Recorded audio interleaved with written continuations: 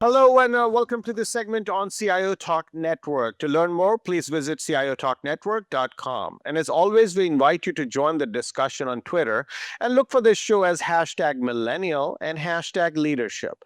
Today's topic is the Millennial Enterprise Leader, and we have Jennifer Greenman, who's the Vice President and Chief Information Officer with Moffitt Cancer Center. Hello, Jennifer. How are you? I'm wonderful. Thank you for the opportunity to attend your show today. Oh, great. And it is a privilege to have someone like you who's at the cusp of Gen X and Millennial, as we were talking before we got started, to have someone like you to join us and share your views on what does it take to become a Millennial enterprise leader. And to just set the stage, we know that Millennials have been the fastest growing segment of the workforce, and they've also proven their mettle as individual contributors as well as managers. So now the next step is for us to start seeing that are we going to pave the way for them to become the leaders, and if yes, how, and what are they supposed to be doing as a generation, as individuals, to step up to the plate and take that role. So that said, the first question for you, Jennifer, is we know they have the millennials have really proven themselves. They have different ways of doing things, but that doesn't mean they haven't delivered. Now they are supposed to be getting to the next level. Are they ready? Are they at a point where they are even thinking that they have to assume the role of a leader?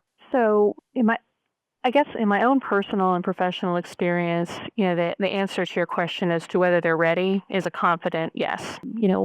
This position, in my opinion, is well positioned, or excuse me, this generation is well positioned for success. Given the environment that they were educated and trained in, this is a generation that was raised to be comfortable with tools and processes that are, inherently very collaborative and very engaging. So I think the keys to their success in the future will be the ability to adapt their leadership style to a broad spectrum of, personalities, backgrounds, and motivations that they will be both leading and interacting with at an organizational level. One example that comes to mind is, as it relates to communications, that's something that's, obviously an essential success factor for any leader. And when you look at the preferences across, your workforce, as my workforce today, there are some employees who prefer all of their communications, whether they be synchronous or asynchronous based communications, to be electronic. And really, for the most part, don't necessarily want to have, one-on-one interactions on a very frequent basis.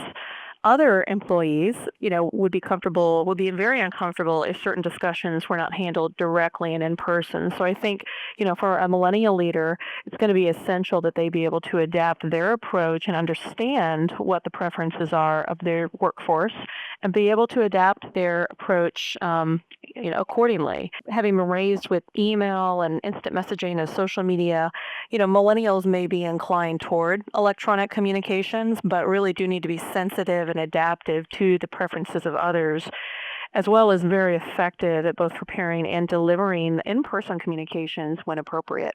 So, based on your response, you've given a response which says, should have or should do this. And, that's something which we start doing to anyone, they kind of cease to blossom.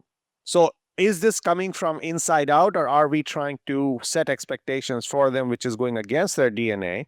And when we do that, then we kind of demote them from a person who has potential to become a leader to become a manager. So I think it's going to be essential for a millennial leader to be successful. I think it will be essential for them to be able to adapt to the needs of the workforce they're leading and the institution that they are a part of. Now, they absolutely will have an integral role in evolving the culture that exists within that institution, but it's going to be essential that they also be able to be flexible and work with, again, the individuals throughout their organization to be able to, advance and enable their success.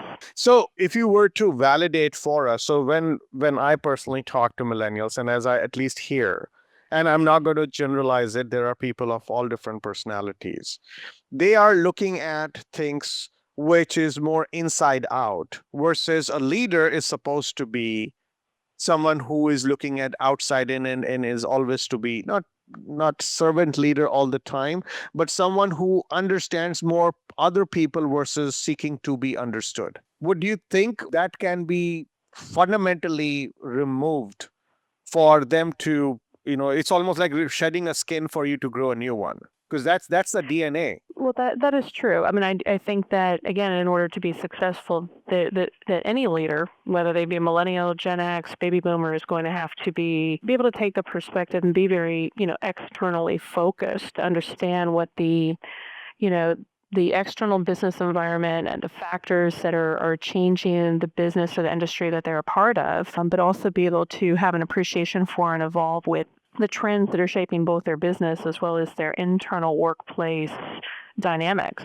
So again, I think I would go back to it. I think that skill that you described is a very necessary and essential skill for any leader, and certainly, for millennials to be successful is something that they will have to adopt and embrace. So when we say the word again, have to, and which is understood, and they will see that either they do it or they would lead a life, but not the life that they wanted. With that said, many times people kind of struggle. And if that is a struggle, if you were to come in as their mentor or someone who's going to groom a millennial enterprise leader, what would be your advice to them?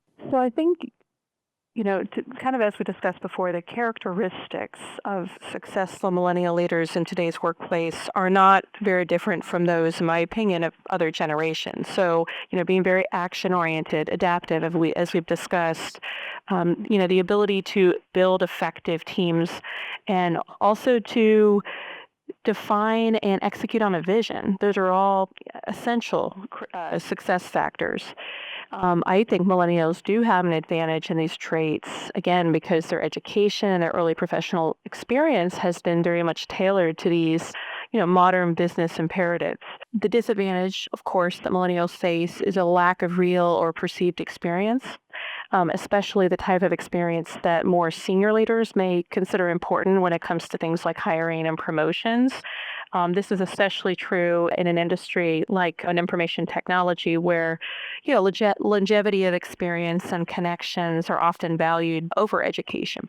So, how can millennials overcome this? A few pieces of advice I would suggest would be, first and foremost, to seek rich opportunities to distinguish themselves early in their role.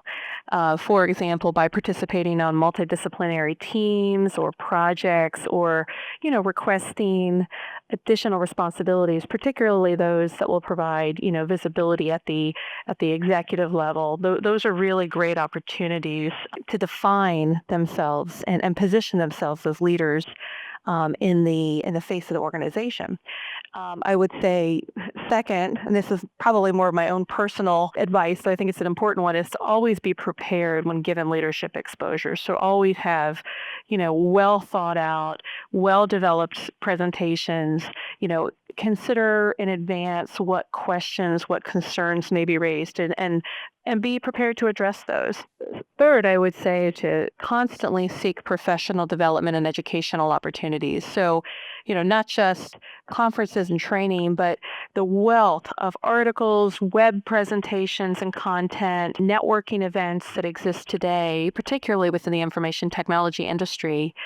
And then last, but certainly not least, cultivate a formal or informal mentor relationship. In my own experience, my own career progression has been entirely supported by leaders who really helped me advance through effective coaching and giving me promotional opportunities, that maybe I wasn't entirely ready for, but they were wonderful opportunities and gave me a chance to evolve my own career in a very rapid way. So, if you were to compare a boot camp created for others versus millennials, would you see a distinctive, characteristic of a boot camp which is specifically created for millennials? Because all the things that you suggested they should do, they are the right suggestions. Would something change in the implementation? Because you're telling them to do exactly the same thing which we heard when we were growing up and we were supposed to become leaders. I think the nature of some of those strategies may be somewhat adapted for a millennial.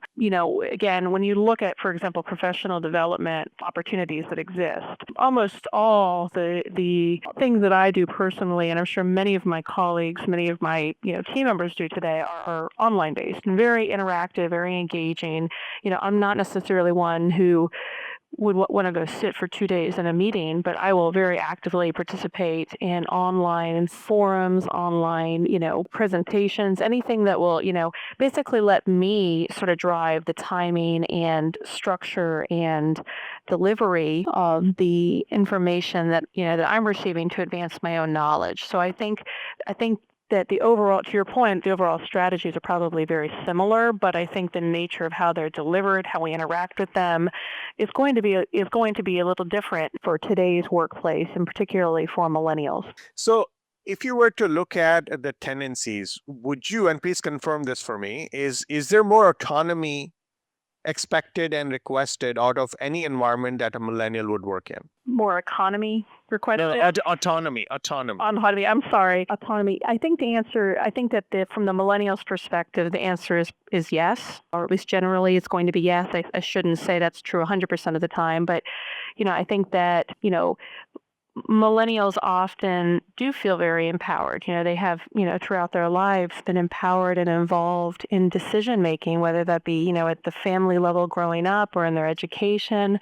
And so I think that there is a strong desire, and a very worthy desire, to be empowered and engaged in decision making, but also be given a fair amount of independence and autonomy, as you say, to execute on the direction of the organization. So I think that is absolutely something that we as enterprise leaders need to be sensitive to, to avoid micromanagement, to really, avoid any sense or instilling any sense of anything that would undermine a millennial leader or staff members feeling that they are empowered to execute, to drive success within their areas of responsibility. Let's take a quick break, listeners. We'll be right back, and let's look at this thought about if you wanted to go somewhere fast, you would want to go alone. But if you want to go far, you'll take other people along.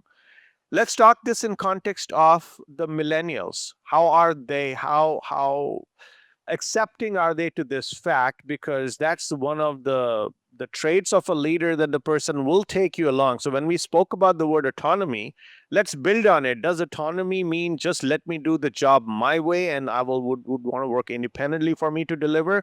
Or are they saying, give me the autonomy, I will lead the troops? Please stay tuned, listeners. We'll be right back.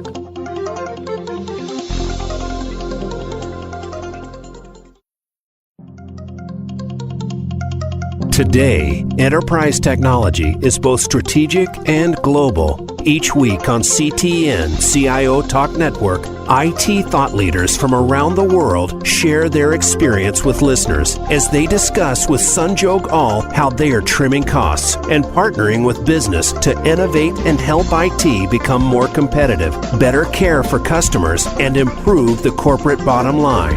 If you want to keep up with IT thought leadership, listen to CTN, CIO Talk Network, with Sanjog Aul at CIOTalkNetwork.com.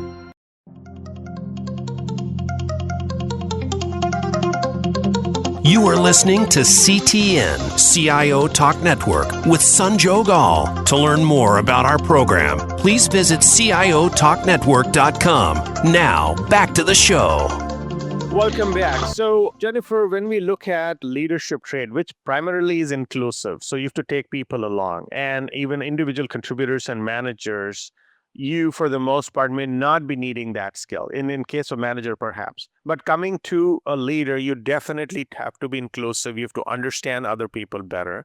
You have to listen to them more and perhaps put their agenda before yours. That's what a leader is supposed to be. Do you think that grooming of an individual contributor and a manager for a millennial is really preparing them to suddenly transform themselves into what is required of a leader in this context? I think so. I think that there are, certainly some professional development opportunities or professional development imperatives, if you will, necessary to help evolve an individual contributor's perspective into a leader or even a manager into a leader, because those are also very different and distinct leadership traits required to be successful. I think, as it relates to millennials, when you talk about the concept of team development and collaboration, both, internally within their own department as well as across departments. I think that's actually something that millennials are well suited for. Again, they've, been educated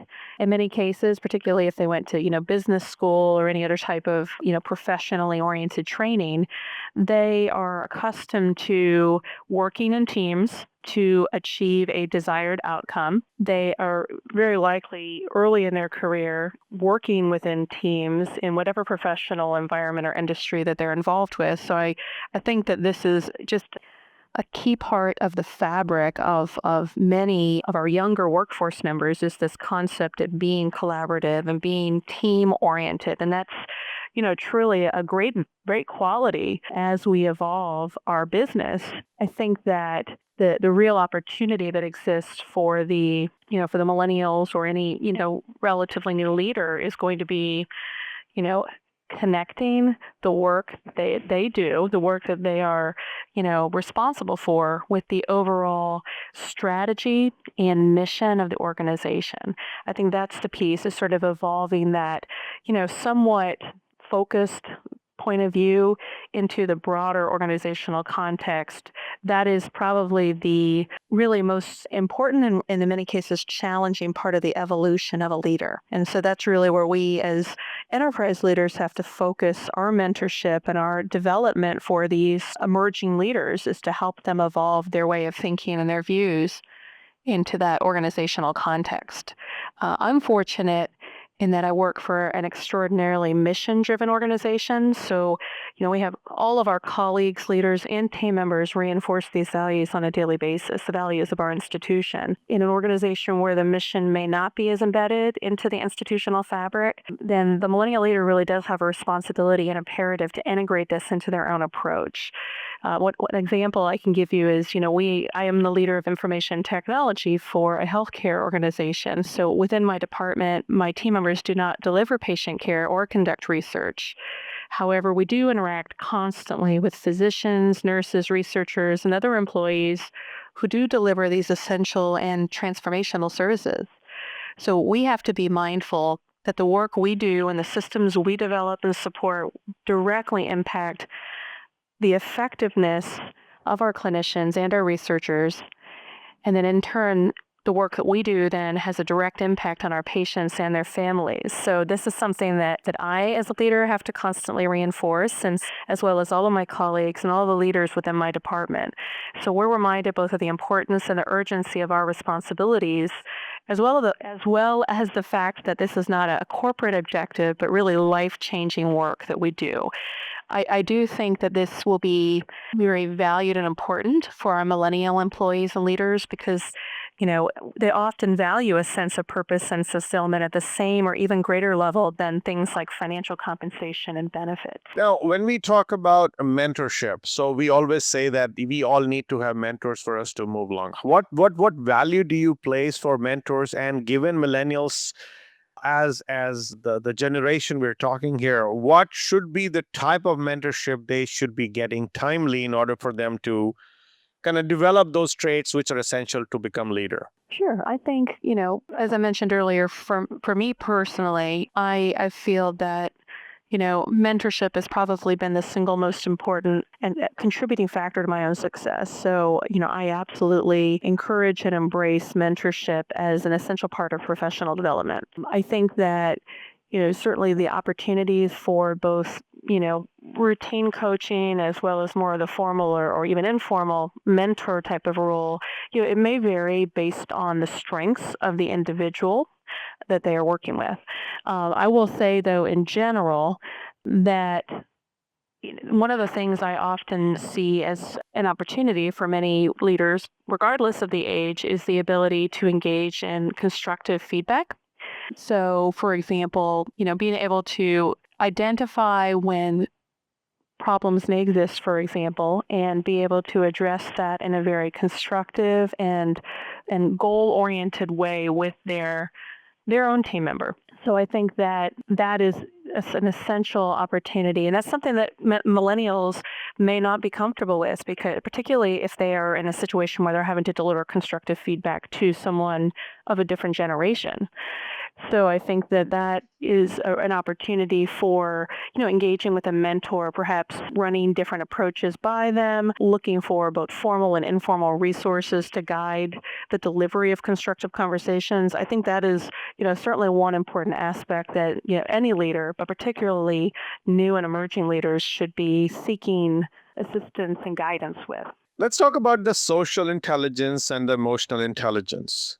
So these are the two areas which are essential competencies, if you will, or the DNA changes that are required for a leader to be effective. So let's talk one at a time. So when we talk emotional intelligence, which requires you to kind of be mindful of where you are and who you're talking to, what's the environment, what is in the heat of the moment, what are you supposed to do? Where do you see millennials gauging themselves, or you as someone who is perhaps working with them, gauge them overall? I think generally their millennials probably are as strong or stronger, than any other generation with respect to, emotional intelligence. I think it, as I mentioned previously, it comes back to the need for a millennial leader to understand the motivations of their employees, regardless of what generation or background that they come from, and tailor strategies to achieve these often individualized goals for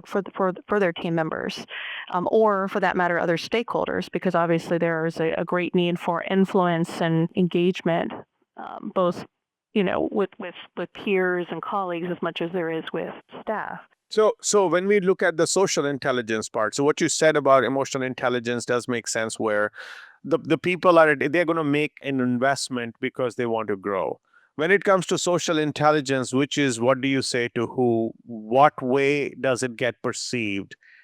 How are you seeing that particular competency being developed? Do you think they require, or anyone who in their position would require some support and or mentorship, or is that something a nature versus a nurture issue? Well, I think that's certainly a key part of mentorship and coaching, is to help, evolve, consider different strategies, alternative approaches, provide perspective that is so valuable coming from a third party. I think it's sometimes difficult to recognize, in our own interactions with others, where, we are skilled and where we may have opportunities for improvement. And so getting that perspective from a mentor, from a coach, or someone else in a position to deliver that type of objective feedback is incredibly valuable. Now, let's talk about the type of people that may end up mentoring these millennials. So one is, of course, the person himself or herself chooses who they mentor within or outside their company. But if you're going to have the organizational support, very likely you might get someone who may be a baby boomer or a Gen X or a different generation to come and share. And there is a perception, maybe that's not reality, or there could be, is that many of them could have come from that command and control type of approach to how a person should be a leader. Do you think that's going to serve well, or is there a way by which even that mentorship can be tailored to support millennials' natural DNA so that they're not taken or groomed in the wrong direction? I think that so early on in their role, millennials will need to assess the preferences of their leader and tailor their own interactions accordingly. And again, I think that's true at any leader, any staff member. What I have found most effective in my own background is actually engaging very directly with my leaders regarding their expectations for communications, escalations, schedules, prioritization, and any other topics. They seem to appreciate the opportunity to clarify these points, and I think it facilitates both trust and confidence, which is essential elements for success in any environment. And ideally, over time, this trust and confidence will result in greater independence and autonomy that is so important to the millennial workforce members. Let's take a quick break, listeners. We'll be right back and try to explore the type of organizational setting that has to be created where millennial is more likely to thrive. Because, of course, when you bring a millennial into the organization or when they started somewhere, that could have been the point where they were just growing and or developing their skills. It's not that they'll stop growing and developing their skills as a leader, but the environment does play a role. So if we want like that flower to blossom, what environment do we offer? Please stay tuned, listeners. We'll be right back and explore.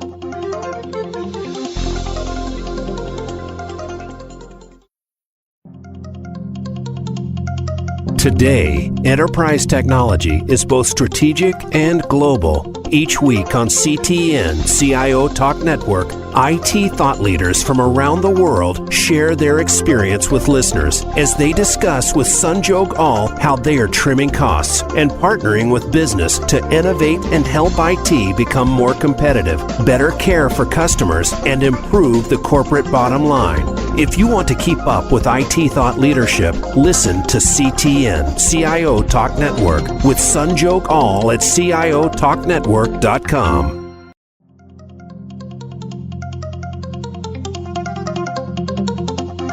You are listening to CTN, CIO Talk Network with Sanjog Aul. Now, back to the show. Welcome back. So as a flower, we want it to blossom. We want to give the right soil, the right watering, the right sunshine. Let's talk about that as a context. So if you want this millennial comes in with high hopes, trying to change the world and comes into an organization, what would be the things that would stifle their potential and or creativity, and what would help them blossom? Let's talk about both. Okay. So I think in terms of stifling, we've touched on some of the, the concerns or challenges that, a millennial it may be inclined to have with their leader. So, for example, micromanagement, lack of autonomy, limited or undefined career ladder. Those are all things that, my experience have been perceived in a negative way by certainly many members of the workforce, but notably millennials or younger members of our workforce. In terms of what would be, what would encourage or, provide great satisfaction for millennials, I think, many things have been, well referenced, well documented in terms of the principles and preferences of millennials. And so I think these are all things that an organization should at least be considering to encourage the retention and engagement of both millennial leaders and staff. Notably, work-life balance that often, is referenced in many studies and many surveys. Millennials do often prefer flexibility in both working hours and working environment. So organizations will need to consider strategies to enable that flexibility, such as flexible working arrangements, telecommuting, job sharing, and casual dress codes. Many millennials also have young families or are planning to begin a family in the near future. So organizations will need to ensure, their childcare benefits are, generous and competitive in the industry. On a personal level, I'm a major advocate for on-site sick care, having 2 young children myself. I can say also that, paid maternity and paternity leaves are also very important to those individuals. Also there are some very progressive organizations that have extended benefits to include things like, free on-site food and wellness options. I've read about companies that offer massage. I think that sounds really cool. I think equally important to providing these benefits, though, and in terms of creating a culture that supports this level of flexibility and openness. Equally important to that, though, is going to be ensuring that there's a framework for accountability that's been defined and agreed to by both leaders and staff. So millennial leaders and their employees will need SMART goals. I'm a major advocate of defining SMART goals, which are specific, measurable, attainable, relevant, and time-bound. These need to be defined and tracked to ensure that, despite the fact that we may have a little less structure in our work environment, we're still meeting and exceeding the objectives of the business. Also important when you talk about getting the organization to embrace these types of benefits, it'll be important to demonstrate that these goals are being achieved in a consistent way, particularly for those stakeholders who may be less comfortable with flexible working arrangements. So they need to understand that performance is not compromised and in many cases is enhanced through the adoption of these more progressive approaches. So, if you were to look at the type of environment that we are creating, where we have other generations also, and when we look at other generations and ask them, what are you doing to support millennials and earn their respect? The same holds true for the millennials as well. So one of the ways for them to become more successful, even as an individual contributor, manager, or especially leaders, is that they have to earn respect of other generations who come from, like, see, as I mentioned, Gen X and or baby boomers. What can they do, or should they, So what can the millennial do? to earn respect from the baby boomers or Gen X's? Certainly.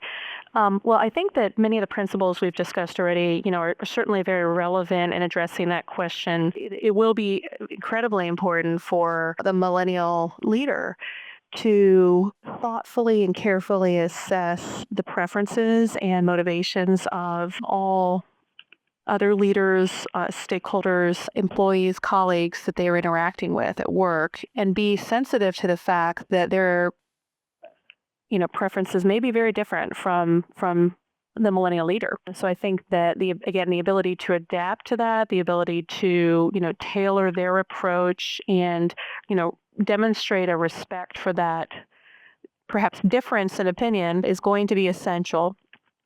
I think as with almost anything in business, it always comes back to, are we achieving our goals? Are we, demonstrating favorable outcomes? So I think that, the more that the millennial enterprise leader can use data to demonstrate the effectiveness of their approach, the more compelling and credible they will be in the eyes of the entire organization. So that's something that, the millennial enterprise leader should always be considering when trying to advance an initiative, a program, a project, that is important to them. So we know that organizations are already becoming, remote with distributed teams. And then you also have a structure which is being suggested to be better working, or it's a preference for millennials. This is coming from a few surveys that were conducted, that they like a flatter hierarchy. But then they're coming into an organization which may have traditionally not embraced it for whatever reasons they are. So do you think the onus is on the millennials to come and change the structure to suit them, or is the organization ready to fundamentally rethink the organizational structure to pave the way for the upcoming millennial leaders? Well, I think it will probably be, in some respects, a little bit of both. I don't think, to answer your latter question, I don't think organizations will have a choice in terms of evolving their structure and their models, because millennials are now the largest generation, and of course that demographic is only going to increase.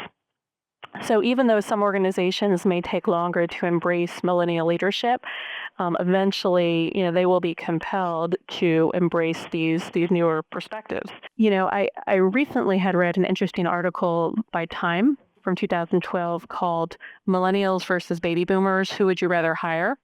That talked about how, what these preferences are and how these models will change. In that article, the author notes that the general empowerment that this generation has felt throughout their lives, which really does differ from prior generations in many ways, has had a distinct impact on their professional expectations. So they do have an overall of a lower appreciation, if you will, for and desire for strict hierarchy and chain of command structures. As employees, these individuals value merit over things like experience or titles, and they feel that everyone should be able to contribute input on organizational decisions and participate in their implementation. So I have no doubt that we will see these perspectives reflected in future organizational models that have a less rigid overall design and a more team-based or matrix leadership structure. I think it's also going to be important for leaders to be very intentional about routinely interacting with and soliciting feedback from employees at all levels to ensure that millennials feel empowered and informed with respect to organizational decision and strategy. Those organizations to appoint millennial leaders early are more likely to position themselves for success with these evolving leadership and workforce engagement strategies. Now, if you were to look at the type of leader that we want, and we are looking at millennial, are they having a vision of what they want to be as a leader, or what type of leader would they want to be, and is that really syncing with what the organization wants? I think that the vision of what kind of leader one wants to be is often a very personal and individualized decision. I think, millennials Do we see a probably pattern? Is have what I'm asking. Is there a certainly pattern? potentially so. I mean, I think, I do think millennials, recognize the transformation and disruption that is possible with, things like new technology, new organizational and business models. And I think that they are really willing to challenge, established and traditional models in a very exciting way to promote innovation. And those are, well, that's certainly not anything new. There have been transformational leaders for generations. I think that the DNA of millennials may be more well adapted or well suited, if you will, for that type of transformation that needs to take place. So a question is that let's take a quick break, and when we come back, I'd like to ask about the millennials' tendency where they would like to have some exciting work, right? So every day they come, they have some way to change the world, or whatever other that they want to do. Now, there are organizations, in fact, many of them, who thrive based on the fact that they have built a stability in the enterprise, and they have most things operationally tweaked to the nth degree, and now they want to keep that stability. Do you think when we are going to reach a point where such organizations need a leader and millennial would not want to do anything which is very status quo, are we going to have a vacuum? And if that's not the case, then how do you make such organizations be ready to embrace the leaders where they want stability and not as much innovation, and millennials want the other side? Please stay tuned, listeners. We'll be right back.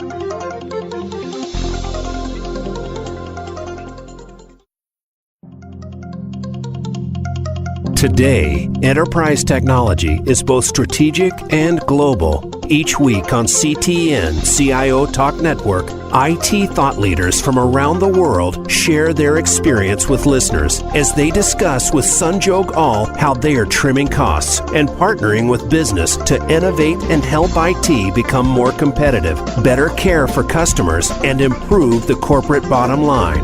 If you want to keep up with IT thought leadership, listen to CTN CIO Talk Network with Sanjog Aul at CIOTalkNetwork.com.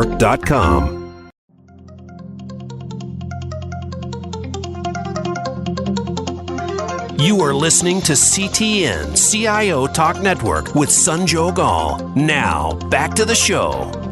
Welcome back. So organizations come in different flavors, and while some of them will continually innovate and thrive on it, and then there are others who have made a legacy based on how operationally stable they have been. But both need leaders. And yes, at some point, a millennial may have to take over from the previous generations.